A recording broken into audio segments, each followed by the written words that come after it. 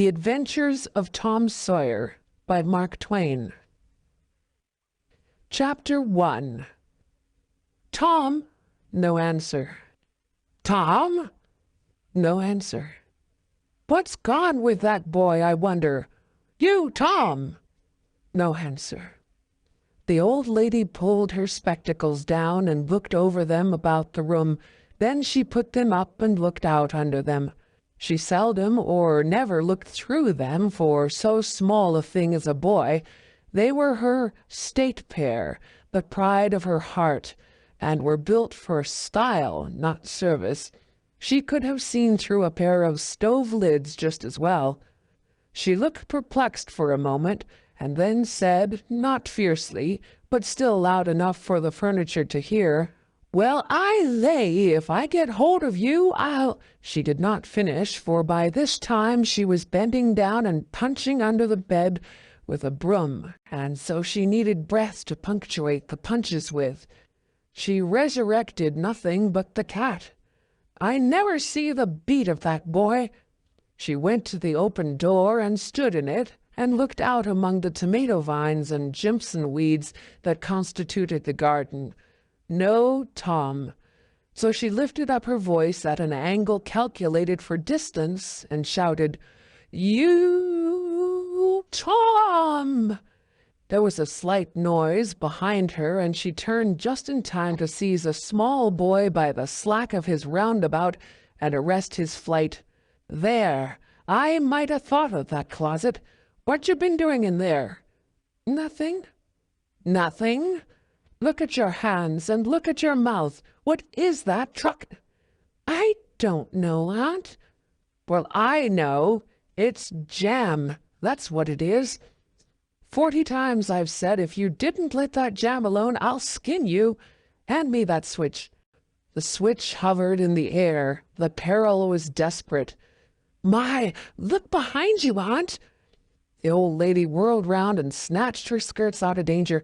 The lad fled on the instant, scrambled up the high board fence, and disappeared over it.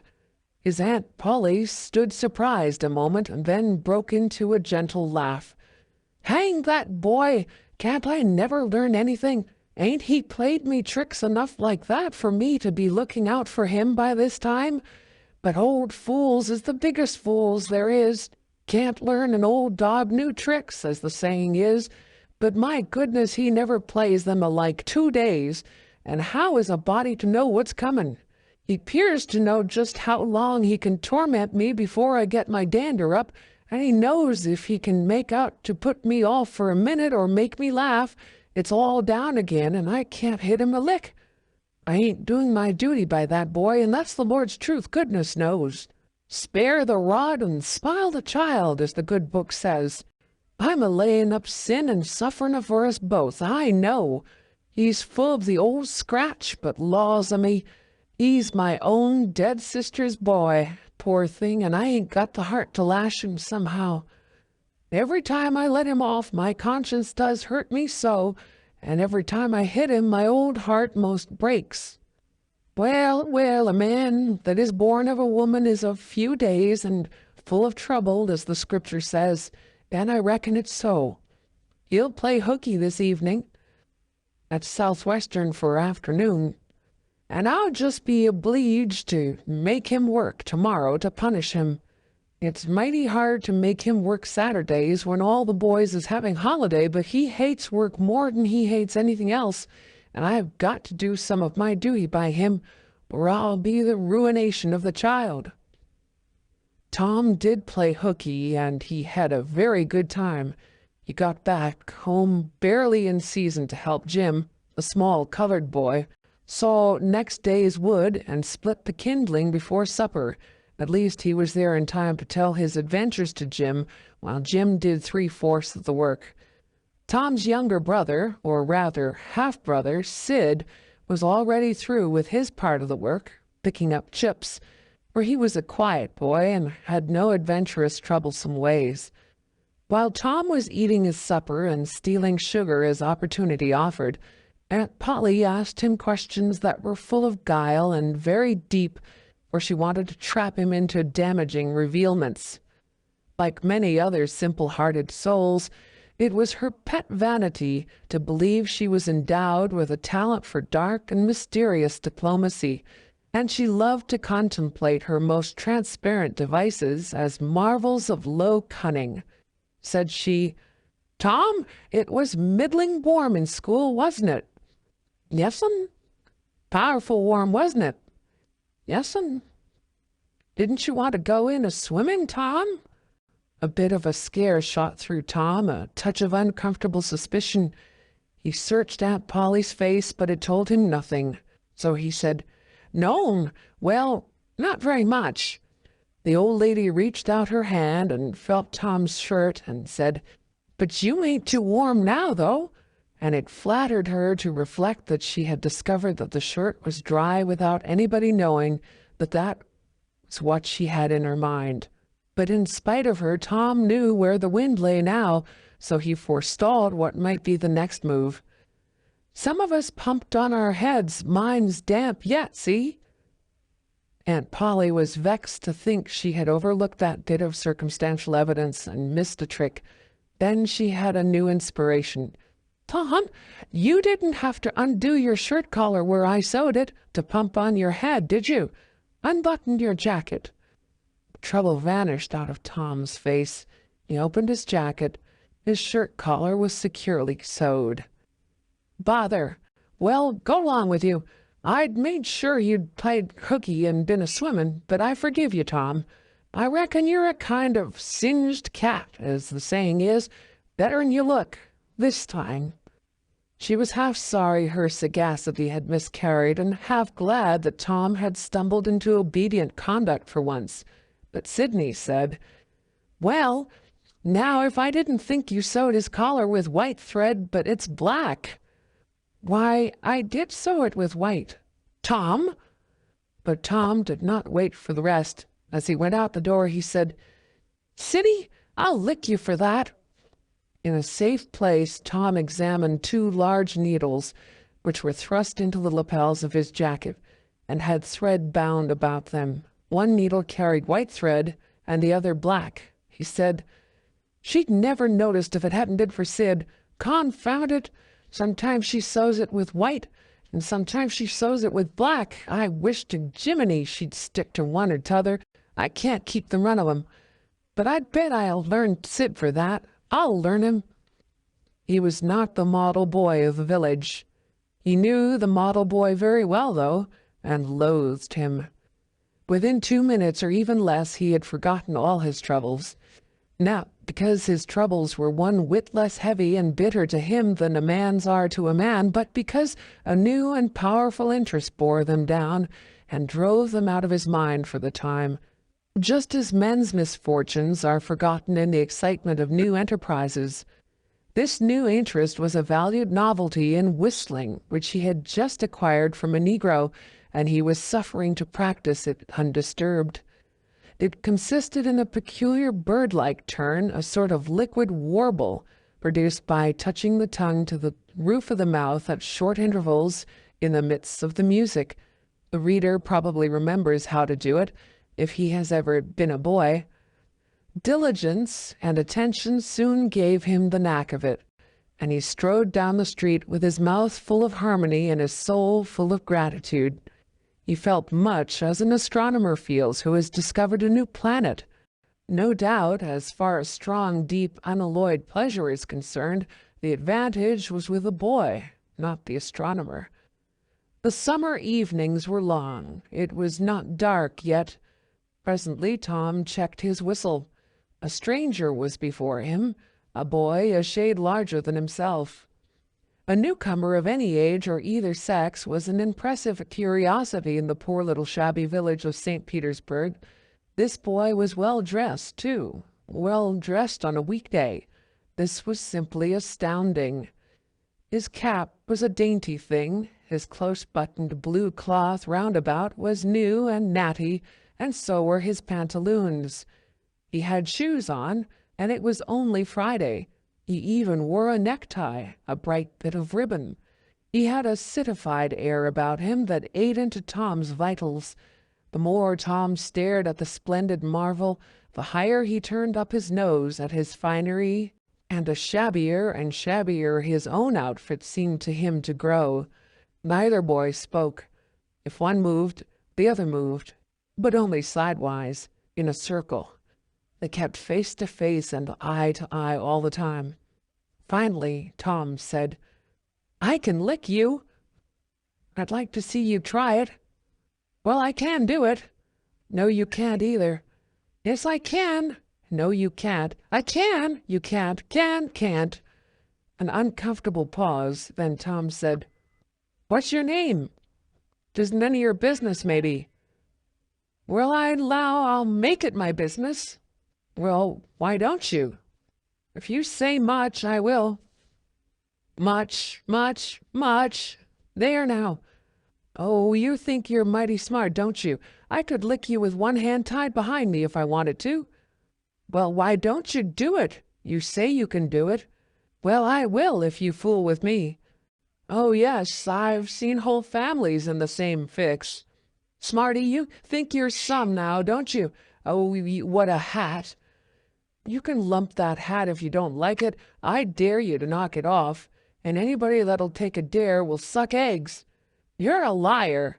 "You're another." "You're a fighting liar and doesn't take it up."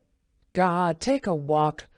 "Say, if you give me much more of your sass, I'll take and bounce a rock off'n your head." "Oh, of course you will." "Well, I will." "Well, why don't you do it then? Why do you keep saying you will for? Why don't you do it?" "It's because you're afraid." "I ain't afraid." "You are." "I ain't." "You are." Another pause, and more eyeing and sidling around each other. Presently they were shoulder to shoulder. Tom said, "Get away from me." "Go away yourself." "I won't." "Oh, I won't either." So they stood, each with a foot placed at an angle as a brace, and both shoving with might and main and glowering at each other with hate. But neither could get an advantage. After struggling till both were hot and flushed, each relaxed his strain with watchful caution, and Tom said, "You're a coward and a pup. I'll tell my big brother on you, and he can thrash you with his little finger, and I'll make him do it, too." "What do I care for your big brother? I've got a brother that's bigger than he is, and what's more, he can throw him over that fence, too." Both brothers were imaginary. "That's a lie." "Your saying so doesn't make it so." Tom drew a line in the dust with his big toe and said, "I dare you to step over that, and I'll lick you till you can't stand up. Anybody that'll take a dare will steal sheep." The new boy stepped over promptly and said, "Now you said you'd do it. Now let's see you do it." "Don't you crowd me now. You better look out." "Oh, you said you'd do it. Why don't you do it?" "By jingo, for 2 cents I will do it." The new boy took 2 broad coppers out of his pocket and held them out with derision. Tom struck them to the ground. In an instant both boys were rolling and tumbling in the dirt, gripped together like cats, and for the space of a minute they tugged and tore at each other's hair and clothes, punched and scratched each other's noses, and covered themselves with dust and glory. Presently the confusion took form, and through the fog of battle Tom appeared, seated astride the new boy, and pounding him with his fists. "Holler 'nuff," said he. The boy only struggled to free himself. He was crying, mainly from rage. "Holler 'nuff," and the pounding went on. At last the stranger got out a smothered "'Nuff," and Tom let him up and said, "Now that'll learn you. Better look out who you're fooling with next time." The new boy went off brushing the dust from his clothes, sobbing, snuffling, and occasionally looking back and shaking his head and threatening what he would do to Tom the next time he caught him out, to which Tom responded with jeers and started off in a high feather, and as soon as his back was turned the new boy snatched up a stone, threw it, and hit him between the shoulders, and then turned tail and ran like an antelope. Tom chased the traitor home, and thus found out where he lived. He then held a position at the gate for some time, daring the enemy to come outside, but the enemy only made faces at him through the window and declined. At last the enemy's mother appeared and called Tom a bad, vicious, vulgar child, and ordered him away. So he went away, but he said he allowed to lay for that boy. He got home pretty late that night, and when he climbed cautiously in at the window, he uncovered an ambuscade in the person of his aunt. And when she saw the state his clothes were in, her resolution to turn his Saturday holiday into captivity at hard labor became adamantine in its firmness. The glorious whitewasher. Saturday morning was come, and all the summer world was bright and fresh and brimming with life. There was a song in every heart, and if the heart was young, the music issued at the lips. There was cheer in every face, and a spring in every step. The locust trees were in bloom, and the fragrance of the blossoms filled the air. Cardiff Hill, beyond the village and above it, was green with vegetation, and it lay just far enough away to seem a delectable land, dreamy, reposeful, and inviting. Tom appeared on the sidewalk with a bucket of whitewash and a long-handled brush. He surveyed the fence, and all gladness left him, and a deep melancholy settled down upon his spirit. 30 yards of board fence 9 feet high. Life to him seemed hollow, an existence but a burden. Sighing, he dipped his brush and passed it along the topmost plank, repeated the operation, did it again, compared the insignificant whitewashed streak with the far-reaching continent of unwhitewashed fence, and sat down on a tree box discouraged. Jim came skipping out at the gate with a tin pail and singing Buffalo Gals. Bringing water from the town pump had always been hateful work in Tom's eyes before, but now it did not strike him so. He remembered that there was company at the pump. White, mulatto, and Negro boys and girls were always there waiting their turns, resting, trading playthings, quarreling, fighting, skylarking. And he remembered that although the pump was only 150 yards off, Jim never got back with a bucket of water under an hour, and even then somebody generally had to go after him.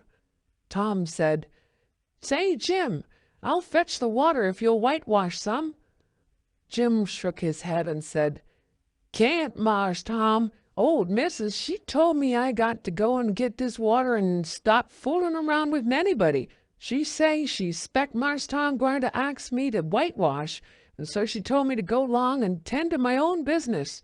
She 'lowed she'd tend to whitewashing." "Oh, never mind what she said, Jim. That's the way she always talks. Give me the bucket. I won't be gone only a minute. She won't ever know. Oh, I dassn't, Mars Tom. Old Missus, she'd take and tar the head off'n me. 'Deed she would." She never licks anybody, whacks 'em over the head with her thimble, and who cares for that, I'd like to know. She talks awful, but talk don't hurt. Anyways, it don't if she don't cry. Jim, I'll give you a marvel. I'll give you a white alley." Jim began to waver. "White alley, Jim, and it's a bully tall. My, that's a mighty gay marvel, I tell you. But, Mars Tom, I's powerful 'fraid of old Missus, and besides, if you will, I'll show you my sore toe." Jim was only human. This attraction was too much for him. He put down his pail, took the white alley, and bent over the toe with absorbing interest while the bandage was being unwound. In another moment he was flying down the street with his pail and a tingling rear. Tom was whitewashing with vigor, and Aunt Polly was retiring from the field with a slipper in her hand and triumph in her eye. But Tom's energy did not last. He began to think of the fun he had planned for this day, and his sorrows multiplied. Soon the free boys would come tripping along on all sorts of delicious expeditions, and they would make a world of fun of him for having to work. The very thought of it burnt him like fire. He got out his worldly wealth and examined it. Bits of toys, marbles, and trash. Enough to buy an exchange of work, maybe, but not half enough to buy so much as half an hour of pure freedom. So he returned his straitened means to his pocket and gave up the idea of trying to buy the boys. At this dark and hopeless moment, an inspiration burst upon him, nothing less than a great, magnificent inspiration. He took up his brush and went tranquilly to work. Ben Rogers hove in sight presently, the very boy of all boys, whose ridicule he had been dreading. Ben's gait was the hop, skip, and jump, proof enough that his heart was light and his anticipations high. He was eating an apple, and giving a long, melodious whoop at intervals, followed by a deep-toned ding-dong-dong, ding-dong-dong, for he was personating a steamboat. As he drew near, he slackened speed, took the middle of the road, leaned far over to starboard, and rounded to, ponderously and with laborious pomp and circumstance, for he was personating the big Missouri, and considered himself to be drawing 9 feet of water. He was boat and captain and engine bells combined, so he had to imagine himself standing on his own hurricane deck giving the orders and executing them. "Stop her, sir!" Ding-a-ling-ling. The headway ran almost out, and he drew up slowly towards the sidewalk. "Ship up the back!" Ding-a-ling-ling. His arms straightened and stiffened down his sides. "Set her back on the starboard!" Ding-a-ling-a-ling. "Chow! Chow! Chow! Chow!" His right hand, meantime, described stately circles, for it was representing a 40-foot wheel. "Let her go back on the larboard!" King-a-ling-a-ling. "Chow! Chow! Chow!" The left hand began to describe circles. "Stop the starboard!" Ding-a-ling-ling. "Stop the larboard!" "Come ahead on the starboard!" "Stop her!"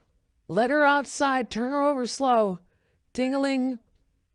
"Chow! Chow! Chow!" "Get out that headline! Lively now! Come out of there with your spring line! What are you about there? Take up or turn that stump with the bight of it! Stand by that stage! Now let her go!" "Done with the engine, sir!" Ding-a-ling-ling. "Shta! Shta! Shta!" Trying the gauge cocks, Tom went on whitewashing, paid no attention to the steamboat. Ben stared a moment and then said, "Hi-yi! You're up a stump, ain't you?" No answer. Tom surveyed his last touch with the eye of an artist. Then he gave his brush another gentle sweep and surveyed the result as before. Ben ranged up alongside of him. Tom's mouth watered for the apple, but he stuck to his work. Ben said, "Hello, old chap. You got to work, eh?" Tom wheeled suddenly and said, "Why, it's you, Ben. I weren't noticing. Say, I'm going in a-swimming. I am. Don't you wish you could? But of course you'd rather work, wouldn't you? Of course you would." Contemplated the boy a bit and said, "What do you call work?" "Why, ain't that work?" Tom resumed his whitewashing and answered carelessly, "Well, maybe it is and maybe it ain't. All I know is it suits Tom Sawyer." "Oh, come now, you don't mean to let on that like you like that." The brush continued to move. "Like it? Well, I don't see why I oughtn't to like it. Does a boy get a chance to whitewash a fence every day?" That put the thing in a new light. Ben stopped nibbling his apple. Tom swept his brush daintily back and forth, stepped back to note the effect, added a touch here and there, criticized the effect again. Ben, watching every move and getting more and more interested, more and more absorbed. Presently he said, "Say, Tom, let me whitewash a little." Tom considered, was about to consent, but he altered his mind. No, I reckon it wouldn't hardly do, Ben. You see, Aunt Polly's awful particular about this fence, right here on the street, you know. But if it was the back fence, I wouldn't mind, and she wouldn't. Yes, she's awful particular about this fence. It's got to be done very careful. I reckon there ain't one boy in 1,000, maybe 2,000, that can do it the way it's got to be done." "No, is that so?" "Oh, come now, let me just try. Only just a little. I'd let you if you was me, Tom." Ben, I'd like to, honest Injun, but Aunt Polly, well, Jim wanted to do it, but she wouldn't let him. Sid wanted to do it, and she wouldn't let Sid. Now, don't you see how I'm fixed? If you was to tackle this fence and anything was to happen to it, oh, shucks, I'll be just as careful. Now let me try. Say, I'll give you the core of my apple. Well, here. No, no, Ben, no, now don't. I'm afeard. I'll give you all of it. Tom gave up the brush with reluctance in his face, but alacrity in his heart. And while the late steamer Big Missouri worked and sweated in the sun, the retired artist sat on a barrel in the shade close by, dangled his legs, munched his apple, and planned the slaughter of more innocents. There was no lack of material. Boys happened along every little while. They came to jeer, but remained to whitewash. By the time Ben was fagged out, Tom had traded the next chance to Billy Fisher for a kite in good repair.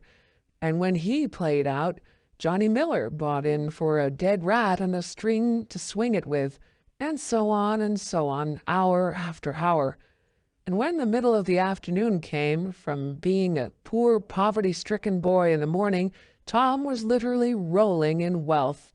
He had, beside the things before mentioned, 12 marbles, part of a Jew's harp, a piece of blue bottle glass to look through, a school cannon, a key that wouldn't unlock anything, a fragment of chalk, a glass stopper of a decanter, a tin soldier, a couple of tadpoles, 6 firecrackers, a kitten with only one eye, a brass doorknob, a dog collar but no dog, the handle of a knife, 4 pieces of orange peel, and a dilapidated old window sash.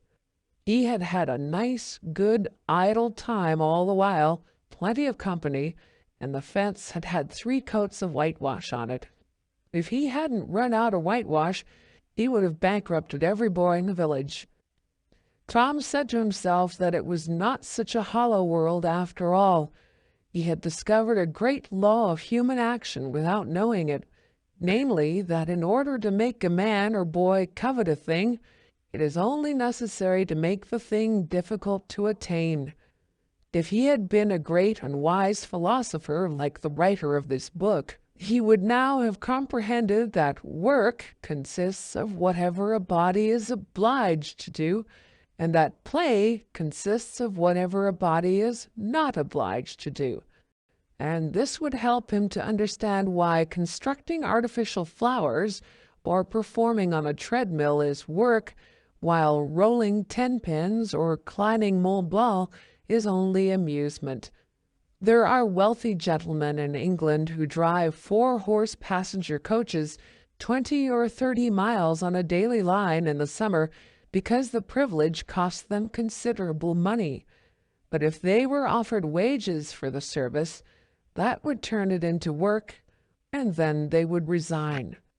The boy mused a while over the substantial change which had taken place in his worldly circumstances, and then wended toward headquarters to report. Busy at war and love. Tom presented himself before Aunt Polly, who was sitting by an open window in a pleasant rearward apartment which was bedroom, breakfast room, dining room, and library combined. The balmy summer air, the restful quiet, the odor of the flowers, and the drowsing murmur of the bees had had their effect, and she was nodding over her knitting, for she had no company but the cat, and it was asleep in her lap. Her spectacles were propped up on her gray head for safety. She had thought that of course Tom had deserted long ago, and she wondered at seeing him place himself in her power again in this intrepid way. He said, "Mayn't I go and play now, Aunt?" "What, already? How much have you done?" "It's all done, Aunt." "Tom, don't lie to me. I can't bear it." "I ain't, Aunt. It is all done."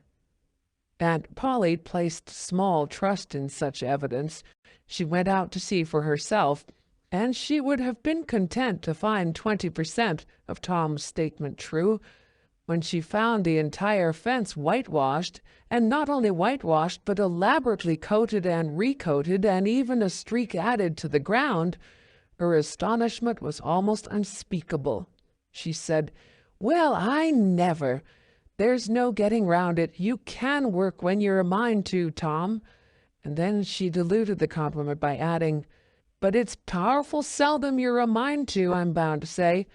Well, go along and play, but mind you get back sometime in the week, or I'll tan you." She was so overcome by the splendor of his achievement that she took him into the closet and selected a choice apple and delivered it to him, along with an improving lecture upon the added value and flavor a treat took to itself when it came without sin through virtuous effort. And while she closed with a happy scriptural flourish, he hooked a doughnut. Then he skipped out and saw Sid just starting up the outside stairway that led to the back rooms on the second floor. Clods were handy, and the air was full of them in a twinkling. They raged around Sid like a hailstorm, and before Aunt Polly could collect her surprised faculties and sally to the rescue, 6 or 7 clods had taken personal effect, and Tom was over the fence and gone. There was a gate, but as a general thing he was too crowded for time to make use of it. His soul was at peace now that he had settled with Sid for calling attention to his black thread and getting him into trouble. Tom skirted the block and came round into a muddy alley that led by the back of his aunt's cow stable. He presently got safely beyond the reach of capture and punishment and hastened towards the public square of the village, where 2 military companies of boys had met for conflict, according to previous appointment. Tom was general of one of these armies, Joe Harper, a bosom friend, general of the other. These 2 great commanders did not condescend to fight in person, that being better suited to the still smaller fry, but sat together on an eminence and conducted the field operations by orders delivered through aide-de-camp. Tom's army won a great victory after a long and hard-fought battle. Then the dead were counted, prisoners exchanged, the terms of the next disagreement agreed upon, and the day for the necessary battle appointed, after which the armies fell into line and marched away, and Tom turned homeward alone. As he was passing by the house where Jeff Thatcher lived, he saw a new girl in the garden, a lovely little blue-eyed creature with yellow hair plaited into 2 long tails, white summer frock, and embroidered pantalettes. The fresh-crowned hero fell without firing a shot. Certain Amy Lawrence vanished out of his heart and left not even a memory of herself behind. He had thought he loved her to distraction. He had regarded his passion as adoration, and behold, it was only a poor little evanescent partiality. He had been months winning her. She had confessed hardly a week ago. He had been the happiest and the proudest boy in the world only 7 short days, and here in one instant of time she had gone out of his heart like a casual stranger whose visit is done. He worshipped this new angel with furtive eye till he saw that she had discovered him. Then he pretended he did not know she was present, and began to show off in all sorts of absurd boyish ways in order to win her admiration. He kept up this grotesque foolishness for some time, but by and by, while he was in the midst of some dangerous gymnastic performances, he glanced aside and saw that the little girl was wending her way toward the house. Tom came up to the fence and leaned on it, grieving and hoping she would tarry yet a while longer. She halted a moment on the steps and then moved toward the door. Tom heaved a great sigh as she put her foot on the threshold, but his face lit up right away, for she tossed a pansy over the fence a moment before she disappeared. The boy ran around and stopped within a foot or 2 of the flower, and then shaded his eyes with his hand and began to look down street as if he had discovered something of interest going on in that direction. Presently he picked up a straw and began trying to balance it on his nose with his head tilted far back. And as he moved from side to side in his efforts, he edged nearer and nearer toward the pansy. Finally, his bare foot rested upon it, his pliant toes closed upon it, and he hopped away with the treasure and disappeared round the corner. But only for a minute, only while he could button a flower inside his jacket next his heart, or next his stomach, possibly, for he was not much posted in anatomy, and not hypercritical anyway. He returned now and hung about the fence till nightfall, showing off as before, but the girl never exhibited herself again, though Tom comforted himself a little with the hope that she had been near some window meantime and been aware of his attentions. Finally he rode home reluctantly with his poor head full of visions. All through supper his spirits were so high that his aunt wondered what had got into the child. He took a good scolding about clotting Sid, and did not seem to mind it in the least. He tried to steal sugar under his aunt's very nose and got his knuckles rapped for it. He said, "Aunt, you don't whack Sid when he takes it." "Well, Sid don't torment a body the way you do. You'd be always into that sugar if I warn't watching you." Presently she stepped into the kitchen, and Sid, happy in his immunity, reached for the sugar bowl, a sort of glorying over Tom which was well-nigh unbearable. But Sid's fingers slipped, and the bowl dropped and broke.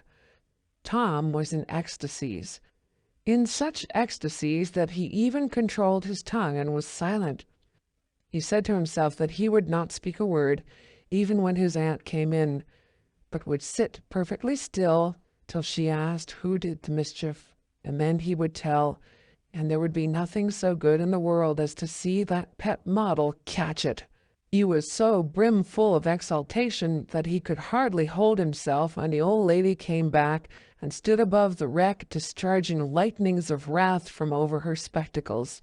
He said to himself, "Now it's coming," and the next instant he was sprawling on the floor.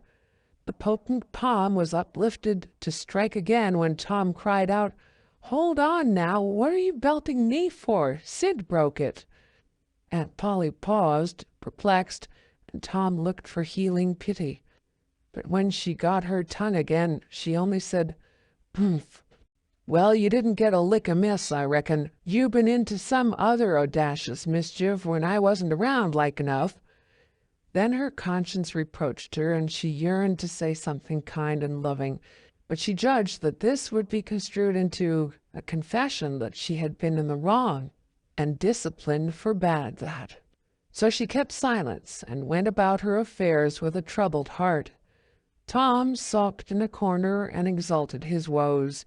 He knew that in her heart his aunt was on her knees to him, and he was morosely gratified by the consciousness of it. He would hang out no signals. He would take notice of none. He knew that a yearning glance fell upon him now and then through a film of tears, but he refused recognition of it. He pictured himself lying sick unto death, and his aunt bending over him, beseeching one little forgiving word, but he would turn his face to the wall and die with that word unsaid. Ah, how would she feel then? And he pictured himself brought home from the river, dead, with his curls all wet and his sore heart at rest. How she would throw herself upon him, and how her tears would fall like rain, and her lips pray God to give her back her boy, and she would never, never abuse him any more. But he would lie there cold and white and make no sign, a poor little sufferer whose griefs were at an end. He so worked upon his feelings with the pathos of these dreams that he had to keep swallowing, he was so like to choke, and his eyes swam in a blur of water which overflowed when he winked, and ran down and trickled from the end of his nose. And such a luxury to him was this petting of his sorrows that he could not bear to have any worldly cheeriness or any grating delight intrude upon it. It was too sacred for such contact, and so, presently, when his cousin Mary danced in, all alive with the joy of seeing home again after an age-long visit of 1 week to the country, He got up and moved in clouds and darkness out at one door as she brought song and sunshine in at the other. He wandered far from the accustomed haunts of boys and sought desolate places that were in harmony with his spirit.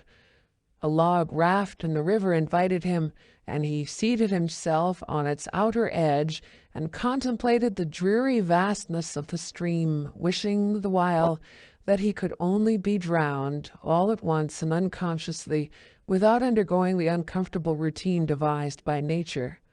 Then he thought of his flower. He got it out, rumpled and wilted, and it mightily increased his dismal felicity. He wondered if she would pity him if she knew. Would she cry and wish that she had a right to put her arms round his neck and comfort him? Or would she turn coldly away like all the hollow world? This picture brought such an agony of pleasurable suffering that he worked it over and over again in his mind and set it up in new and varied lights till he wore it threadbare. At last he rose up sighing and departed in the darkness.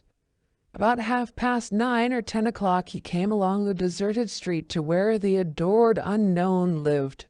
He paused a moment. No sound fell upon his listening ear. A candle was casting a dull glow upon the curtain of a second-story window. Was the sacred presence there? He climbed the fence, threaded his stealthy way through the plants, till he stood under that window. He looked up at it long and with emotion. Then he laid him down on the ground under it, disposing himself upon his back, with his hands clasped upon his breast and holding his poor wilted flower. And thus he would die, out in the cold world, with no shelter over his homeless head, no friendly hand to wipe the death damps from his brow, no loving face to bend pityingly over him when the great agony came. And thus she would see him when she looked out upon the glad morning, and oh, would she drop one little tear upon his poor lifeless form? Would she heave one little sigh to see a bright young life so rudely blighted, so untimely cut down? The window went up, a maidservant's discordant voice profaned the holy calm, and a deluge of water drenched the prone martyr's remains. A strangling hero sprang up with a relieving snort. There was a whiz as of a missile in the air, mingled with a murmur of a curse. A sound as of shivering glass followed, and a small, vague form went over the fence and shot away in the gloom. Not long after, as Tom, all undressed for bed, was surveying his drenched garments by the light of a tallow dip, Sid woke up. But if he had any dim idea of making any references to illusions, he thought better of it and held his peace, for there was danger in Tom's eye. Tom turned in without the added vexation of prayers, and Sid made mental note of the omission. Showing off in Sunday school. The sun rose upon a tranquil world and beamed down upon the peaceful village like a benediction. Breakfast over, Aunt Polly had family worship. It began with a prayer built from the ground up of solid courses of scriptural quotations, welded together with a thin mortar of originality. And from the summit of this she delivered a grim chapter of the Mosaic law, as from Sinai. Then Tom girded up his loins, so to speak, and went to work to get his verses. Sid had learned his lesson days before. Tom bent all his energies to the memorizing of 5 verses, and he chose part of the Sermon on the Mount because he could find no verses that were shorter. At the end of half an hour, Tom had a vague general idea of his lesson, but no more, for his mind was traversing the whole field of human thought, and his hands were busy with distracting recreations.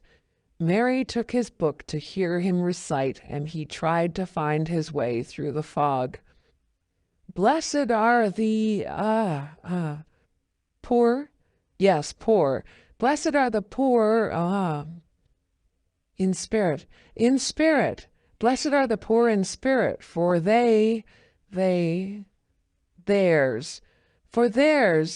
Blessed are the poor in spirit, for theirs is the kingdom of heaven. Blessed are they that mourn, for they, for they, S-H-A, for they, S-H, oh, I don't know what it is, shall, oh, shall, for they shall mourn. Blessed are they that shall, uh, they that shall mourn, for they shall what? Why don't you tell me, Mary? What do you want to be so mean for? Oh, Tom, you poor thick-headed thing, I'm not teasing you. I wouldn't do that. You must go and learn it again.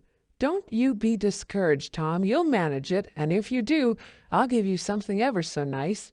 There now, that's a good boy. All right, what is it, Mary? Tell me what it is. Never you mind, Tom. You know if I say it's nice, it is nice. You bet you that's so, Mary. All right, I'll tackle it again. And he did tackle it again, and under the double pressure of curiosity and prospective gain, he did it with such spirit that he accomplished a shining success. Mary gave him a brand-new Barlow knife worth 12.5 cents, and the convulsion of delight that swept his system shook him to his foundations. True, the knife would not cut anything, but it was a sure enough Barlow, and there was inconceivable grandeur in that, though where the Western boys ever got the idea that such a weapon could possibly be counterfeited to its injury is an imposing mystery and will always remain so, perhaps. Tom contrived to scarify the cupboard with it, and was arranging to begin on the bureau, when he was called off to dress for Sunday school. Mary gave him a tin basin of water and a piece of soap, and he went outside the door and set the basin on a little bench there. Then he dipped the soap in the water and laid it down, turned up his sleeves, poured out the water on the ground gently, and then entered the kitchen and began to wipe his face diligently on the towel behind the door. But Mary removed the towel and said, "Now, ain't you ashamed, Tom? You mustn't be so bad. Water won't hurt you." Tom was a trifle disconcerted. The basin was refilled, and this time he stood over it a little while, gathering resolution, took in a big breath, and began. When he entered the kitchen presently, with both eyes shut and groping for the towel with his hands, an honorable testimony of suds and water was dripping from his face. But when he emerged from the towel, he was not yet satisfactory, for the clean territory stopped short at his chin, and his jaws like a mask. Below and beyond this line there was a dark expanse of unirrigated soil that spread downward in front and backward around his neck. Mary took him in hand, and when she was done with him, he was a man and a brother without distinction of color, and his saturated hair was neatly brushed and its short curls wrought into a dainty and symmetrical general effect. He privately smoothed out the curls with labor and difficulty, and plastered his hair close down to his head, for he held curls to be effeminate, and his own filled his life with bitterness. Then Mary got out a suit of his clothing that had been used only on Sundays during 2 years. They were simply called his other clothes, and so by that we know the size of his wardrobe. The girl put him to rights after he had dressed himself.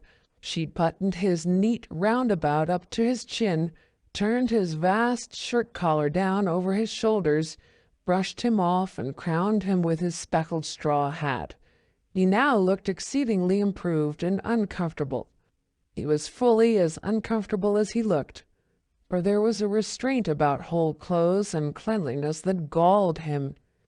He hoped that Mary would forget his shoes, but the hope was blighted. She coated them thoroughly with tallow, as was the custom, and brought them out. He lost his temper and said he was always being made to do everything he didn't want to do. But Mary said persuasively, "Please, Tom, that's a good boy." So he got into the shoes, snarling. Mary was soon ready, and the 3 children set out for Sunday school, a place that Tom hated with his whole heart, but Sid and Mary were fond of. Sabbath school hours were from 9 to 10:30, and then church service. Two of the children always remained for the sermon voluntarily, and the other always remained too for stronger reasons.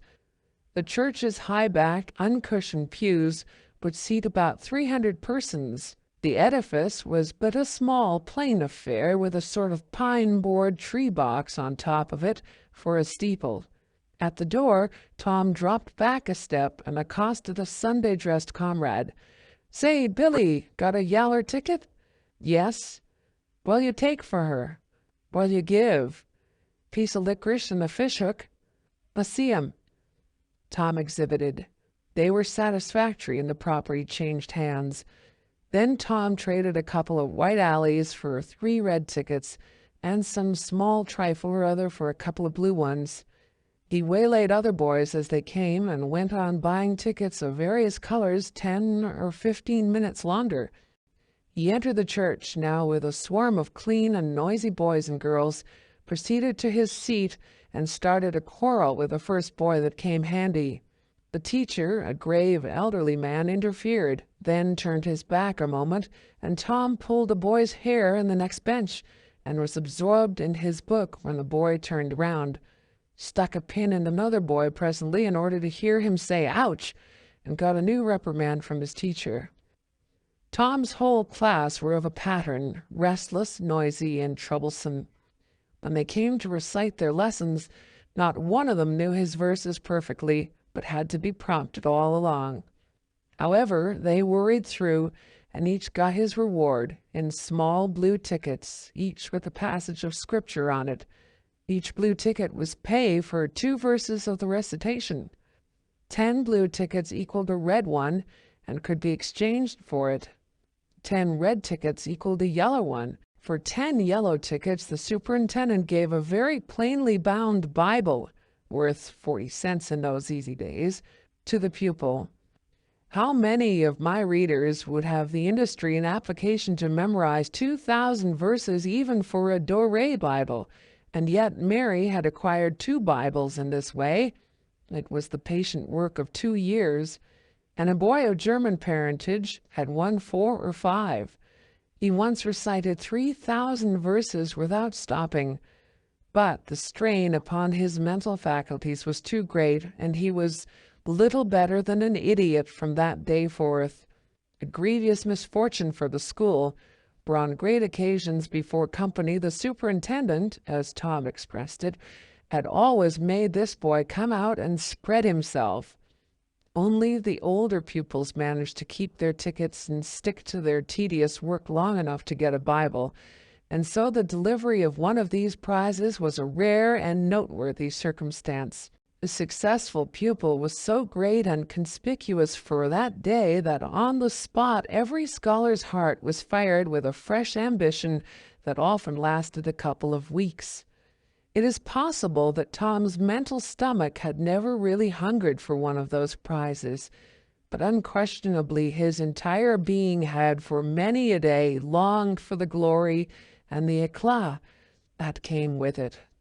In due course the superintendent stood up in front of the pulpit with a closed hymn book in his hand and his forefinger inserted between its leaves, and commanded attention.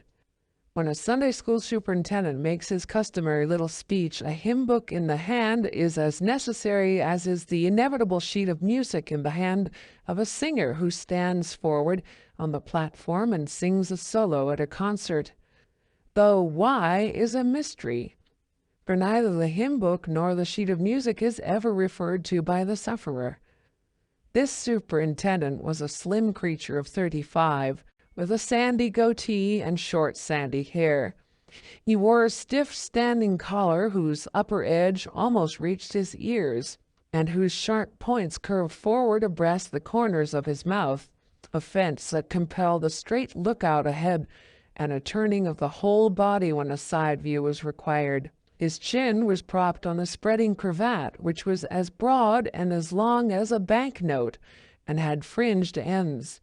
His boot toes were turned sharply up in the fashion of the day, like sleigh runners, an effect patiently and laboriously produced by the young men by sitting with their toes pressed against a wall for hours together. Mr. Walters was very earnest of mien, and very sincere and honest at heart. And he held sacred things and places in such reverence and so separated them from worldly matters that unconsciously to himself his Sunday school voice had acquired a peculiar intonation which was wholly absent on weekdays. He began after this fashion: "Now, children, I want you all to sit up just as straight and pretty as you can and give me all your attention for a minute or two. There, that is it. That is the way good little boys and girls should do. I see one little girl who is looking out of the window. I am afraid she thinks I am out there somewhere, perhaps up in one of the trees making a speech to the little birds." Applausive titter. "I want to tell you how good it makes me feel to see so many bright, clean little faces assembled in a place like this, learning to do right and be good," and so forth and so on. It is not necessary to set down the rest of the oration. It was of a pattern which does not vary, and so it is familiar to us all.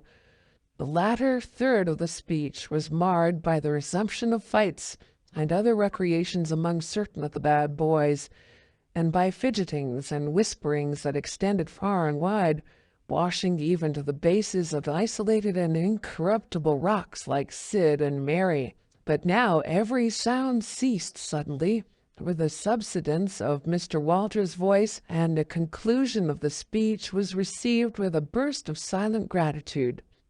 A good part of the whispering had been occasioned by an event which was more or less rare, the entrance of visitors. Lawyer Thatcher, accompanied by a very feeble and aged man, a fine, portly, middle-aged gentleman with iron-gray hair, and a dignified lady who was doubtless the latter's wife. The lady was leading a child. Tom had been restless and full of chafings and repinings, conscience-smitten too. He could not meet Amy Lawrence's eye. He could not brook her loving gaze. But when he saw this small newcomer, his soul was all ablaze with bliss in a moment. The next moment he was showing off with all his might, cuffing boys, pulling hair, making faces, in a word, using every art that seemed likely to fascinate a girl and win her applause. His exaltations had but one alloy, the memory of his humiliation in this angel's garden, and that record in sand was fast washing out under the waves of happiness that were sweeping over it now. The visitors were given the highest seat of honor, and as soon as Mr. Walter's speech was finished, he introduced them to the school. The middle-aged man turned out to be a prodigious personage, no less a one than the county judge, altogether the most august creation these children had ever looked upon, and they wondered what kind of material he was made of, and they half wanted to hear him roar, and were half afraid he might, too. He was from Constantinople, 12 miles away, so he had traveled and seen the world. These very eyes had looked upon the county courthouse, which was said to have a tin roof. The awe which these reflections inspired was attested by the impressive silences and the ranks of staring eyes. This was the great Judge Thatcher, brother of their own lawyer. Jeff Thatcher immediately went forward to be familiar with the great man and be envied by the school. It would have been music to his soul to hear the whisperings.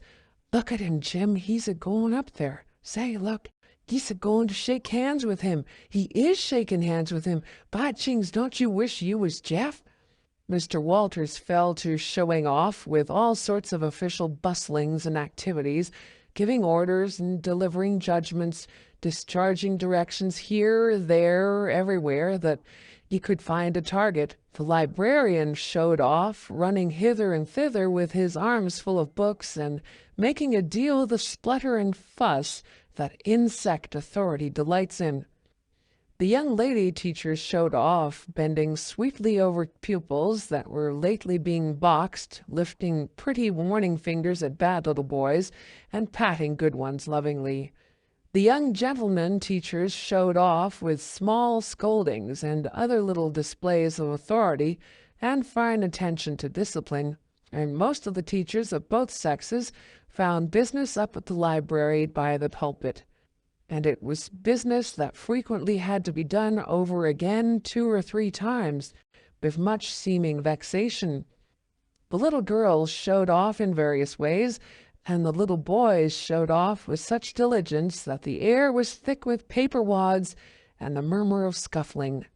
And above it all, the great man sat and beamed a majestic judicial smile upon all the house, and warmed himself in the sun of his own grandeur, for he was showing off too.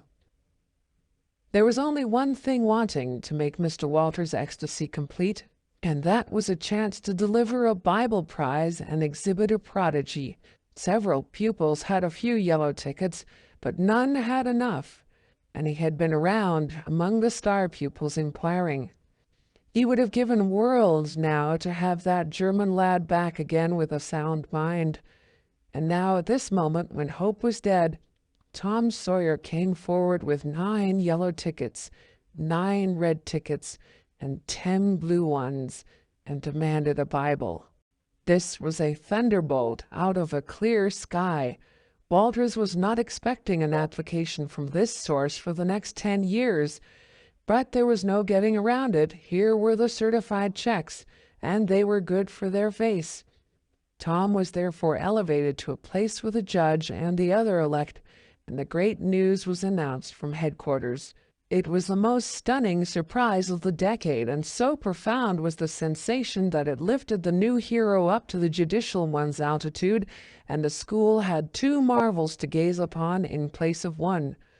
The boys were all eaten up with envy, and those that suffered the bitterest pangs were those who perceived too late that they themselves had contributed to this hated splendor by trading tickets to Tom for the wealth he had amassed in selling whitewashing privileges. These despised themselves as being the dupes of a wily fraud, a guileful snake in the grass. The prize was delivered to Tom with as much effusion as the superintendent could pump up under the circumstances, but it lacked somewhat of the true gush, for the poor fellow's instinct taught him that there was a mystery here that could not well bear the light, perhaps.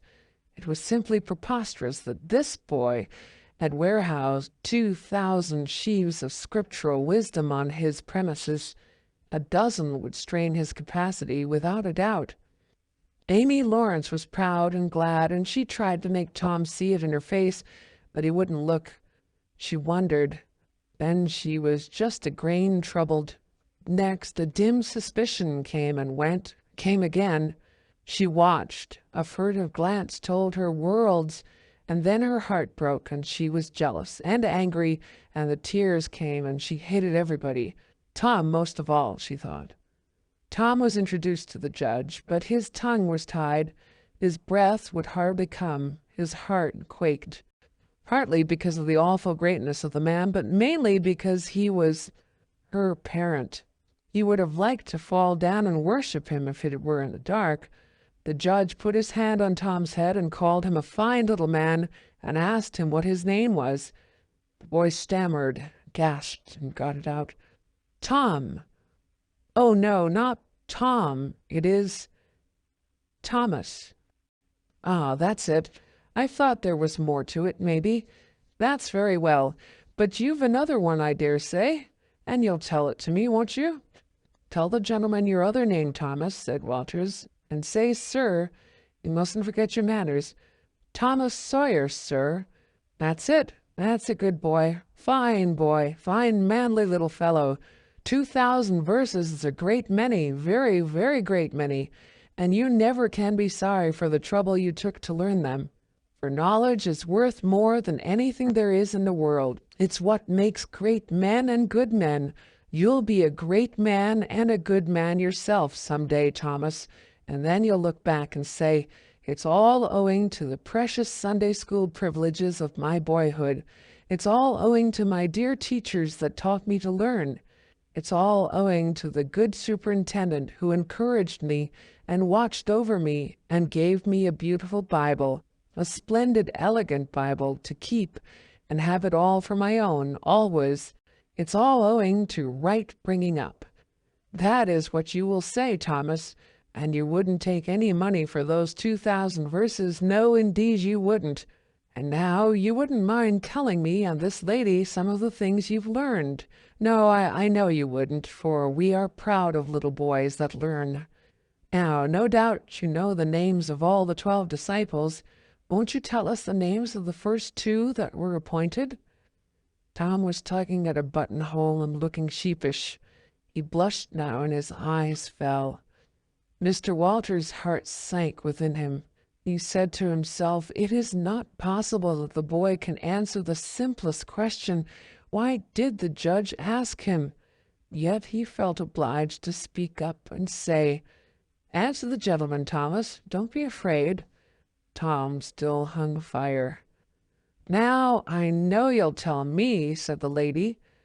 The names of the first 2 disciples were David and Goliath. Let us draw the curtain of charity over the rest of the scene. The end of chapter 1.